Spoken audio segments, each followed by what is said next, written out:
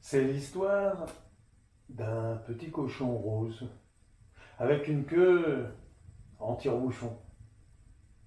Ce jour-là, le petit cochon rose, il est tranquillement dans la cour de la ferme en train de gratter le sol pour trouver des choses à grignoter. Quand, par la fenêtre de la cuisine ouverte, il entend la fermière qui parle avec la fermière de la ferme d'à côté. Et elle lui dit: ah bah tiens, pour la fête, je vais tuer mon cochon, je vais faire du saucisson. Le petit cochon rose, ça lui fait des émotions. Mais elle continue en disant: et puis, je vais tuer mon coq pour faire un coq au vin. Le petit cochon rose, ça lui fait tout bizarre. Le petit coq, c'est son meilleur copain. Et puis il entend la fermière qui ajoute: et puis je vais même tuer mon oie, parce qu'on a toute la famille qui vient, je ferai du confit d'oie. Et le petit cochon rose, là, il est atterré, parce que l'oie, c'est sa meilleure copine. Je dis: on ne peut pas laisser faire ça. Alors il s'en va, et puis il va voir le petit coq. Et lui dit: petit coq, tu sais pas ce que j'ai entendu? La fermière, elle veut me tuer pour faire du saucisson. Ah, quelle horreur, a dit le coq, cocorico, mais quelle horreur! Et puis c'est pas tout, elle veut te tuer pour faire du coq au vin. Quoi? Coq au vin? Mais quelle horreur, j'ai horreur de ça, j'ai horreur du vin! Et c'est pas tout, elle veut tuer la petite oie pour faire du confit d'oie. Oh, mais c'est affreux, du coq, quoi! Alors tous les deux, ils vont voir l'oie, il lui dit: ah ma petite oie, tu sais pas ce qui nous arrive. Voilà que la fermière, elle veut me tourner, elle veut me tuer pour faire du saucisson. Oh, quoi, a dit la oie, du saucisson? Bah oui, puis elle veut tuer le coq pour faire du coq au vin. Quoi, du coq au vin? Et puis elle veut te tuer pour faire du confit d'oie. Quoi, du confit d'oie? Moi qui ai horreur de la graisse, c'est tout gras, ça, quoi. Alors le petit cochon rose, il dit: écoutez, les amis, on ne peut pas rester là. Faut qu'on s'en aille loin d'ici, quelque part où les hommes ne mettent jamais les pieds, comme ça, ils ne pourront pas nous manger. Et tous les trois, ils passent sous la barrière et ils s'en vont. Et ils marchent. Combien de temps? L'histoire ne le dit pas. Mais ils ont fini par arriver devant un vaste pré. Et dans le pré, il y avait une énorme meule de foin. Le petit coq, qui avait des toutes petites pattes. À force de marcher, il était très fatigué. Et il avait mal aux pieds. Il a dit: oh, regardez-moi cette belle meule de paille. On pourrait se faire une petite maison dedans. On serait tranquille. Mais le cochon rose, avec une queue en tire-bouchon, il a dit: mais attends, s'il y a de la paille, c'est qu'il y a des hommes qui viennent là. S'ils viennent, ils vont nous manger. Il faut qu'on aille plus loin. Le petit coq était tellement fatigué qu'il a dit: allez plus loin si vous voulez, moi je vais rester ici. Et puis les deux autres sont partis, après lui avoir dit au revoir. Et le petit coq s'est installé dans la meule de foin. Il s'est fait une maison avec tout ce qu'il fallait dedans. La chaîne stélo et même la télé. Et puis, quand il a eu fini, il a mis une bonne porte bien solide avec un verrou pour bien la fermer. Et il a vécu dans sa maison. Pendant ce temps-là, le petit cochon rose avec une queue en tire-bouchon et la petite oie ont continué à marcher. Ils ont marché, et ils sont arrivés juste à l'entrée de la forêt. Et là, à l'orée de la forêt, il y avait un énorme tas de bois. Quand elle a vu ça, la petite oie, parce que la petite oie, tu comprends, elle n'avait pas des très grandes pattes, alors à force de marcher, elle avait mal aux pieds, et elle avait mal aux jambes. Elle était fatiguée. Elle a dit: regarde, il y a plein de bois, on pourrait se faire une belle maison en bois, on vivrait tranquille ici. Mais le petit cochon rose avec une queue en Tire-bouchon, il lui a dit, mais s'il y a du bois, c'est qu'il y a des bûcherons qui viennent, et les bûcherons sont des hommes. S'ils nous trouvent, ils vont nous manger. Il faut qu'on aille plus loin. Mais la petite oie, elle était tellement fatiguée, elle a dit, écoute, va plus loin si tu veux, moi je suis fatigué, je reste là.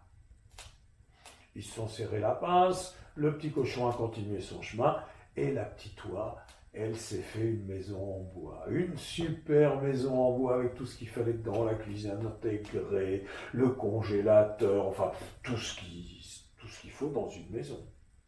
Et puis elle y a mis une porte bien solide.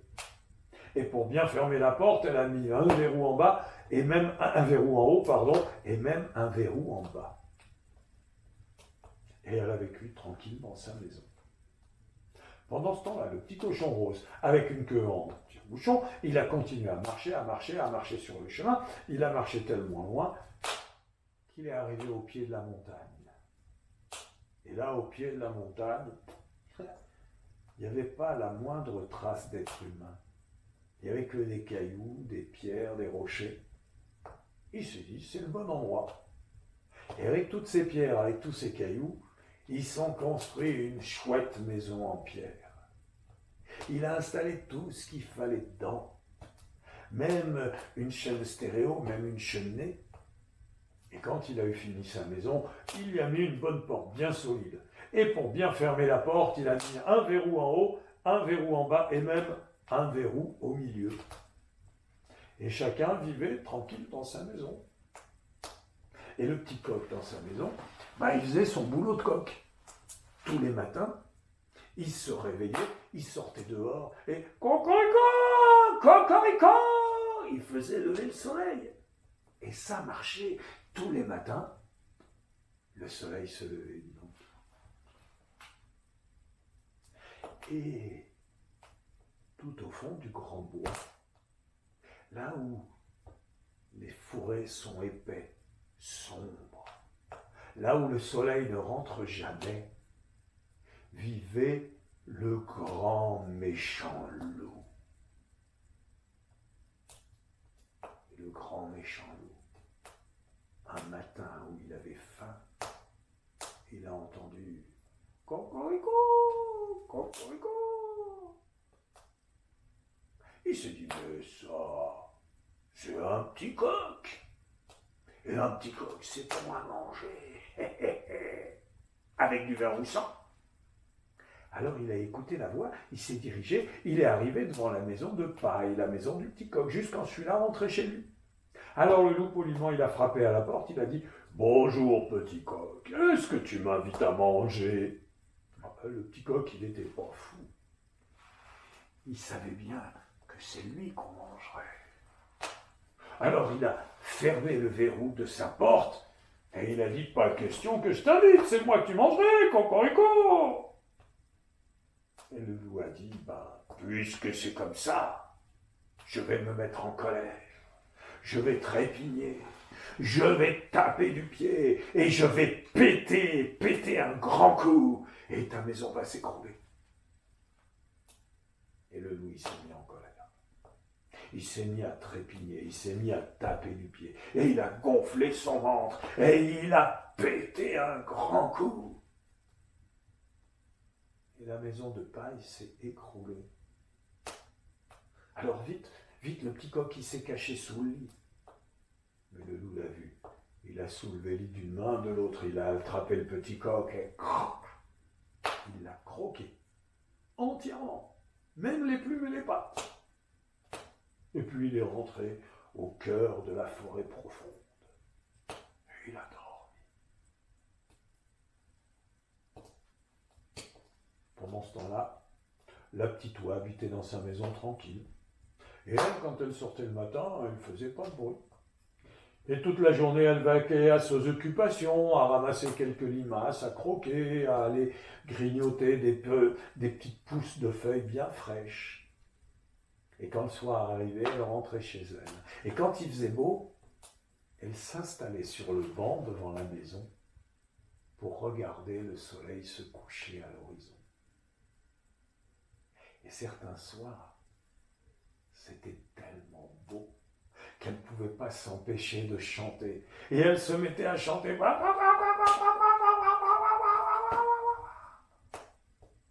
ce soir-là, au fond des bois, le grand méchant loup l'a entendu.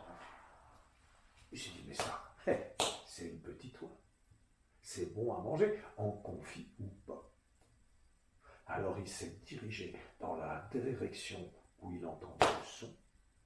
Quand il est arrivé, la petite oie venait de rentrer chez elle. Le loup poliment a frappé la porte. « Bonjour, petite oie, est-ce que tu m'invites à manger ?» Bon, la petite oie, elle était pas bête, elle a dit « Ouais, c'est moi que tu vas manger. Pas question que tu rentres. » Elle a fermé le verrou d'en haut, elle a fermé le verrou d'en bas. Le loup furieux a essayé d'ouvrir la porte. Il a tiré, poussé, tiré, rien à faire. Alors il a dit « Puisque c'est comme ça, je vais me mettre en colère. Je vais trépigner, je vais taper du pied. Je vais péter un grand coup et ta maison va s'écrouler. » Et c'est ce qu'il a fait. Il s'est mis à taper du pied. Il s'est mis à trépigner, il a gonflé son ventre, il a gonflé son ventre et il a pété un grand coup. Et la maison de bois, elle a tremblé, mais elle n'est pas tombée. Alors le loup, il s'est mis encore plus en colère. Il a gonflé son ventre, il a tapé du pied, il a trépigné, et il a pété un si grand coup qu'on aurait dit un coup de fusil.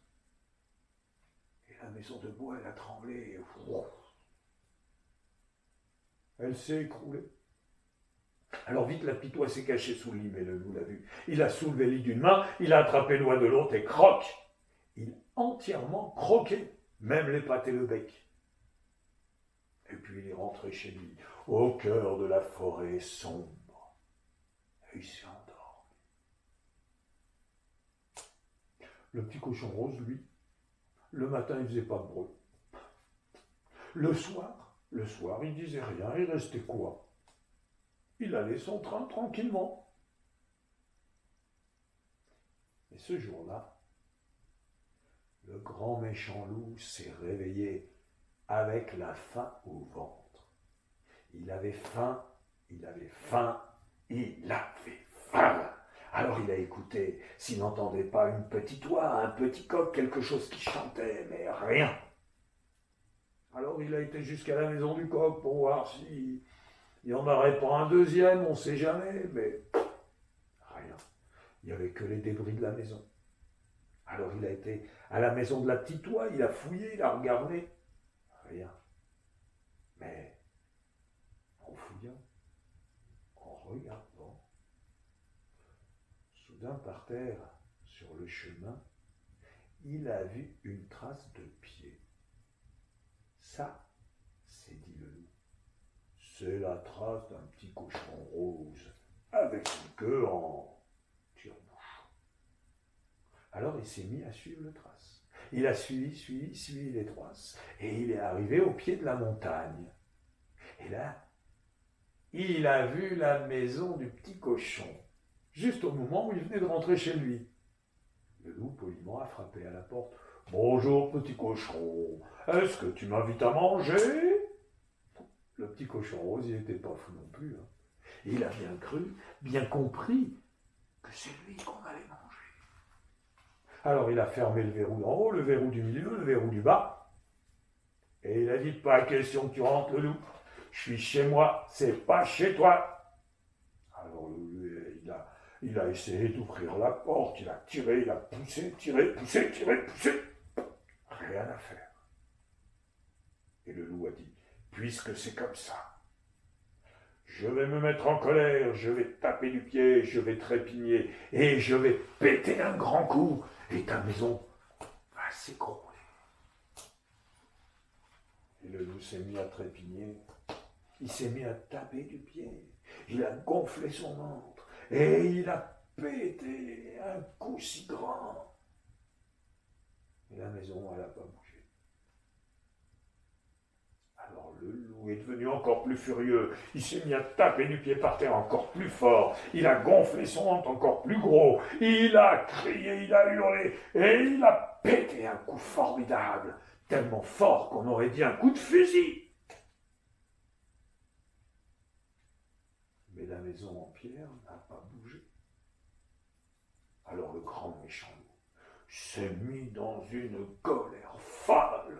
Il a gonflé son ventre, il a tapé du pied, il a trépigné, et il a pété un si grand coup qu'on aurait dit un coup de canon. Et là, la maison n'a toujours pas bougé. Alors le loup, mais dans une fureur incroyable, le grand méchant loup, il a gonflé son ventre pour péter plus fort. Il a gonflé son ventre. Il a tellement gonflé qu'il a explosé. Et depuis ce jour-là, on n'a plus jamais vu de grand méchant loup dans ce pays-là. Et vous en pensez ce que vous voulez, mais moi je dis, c'est quand même mieux.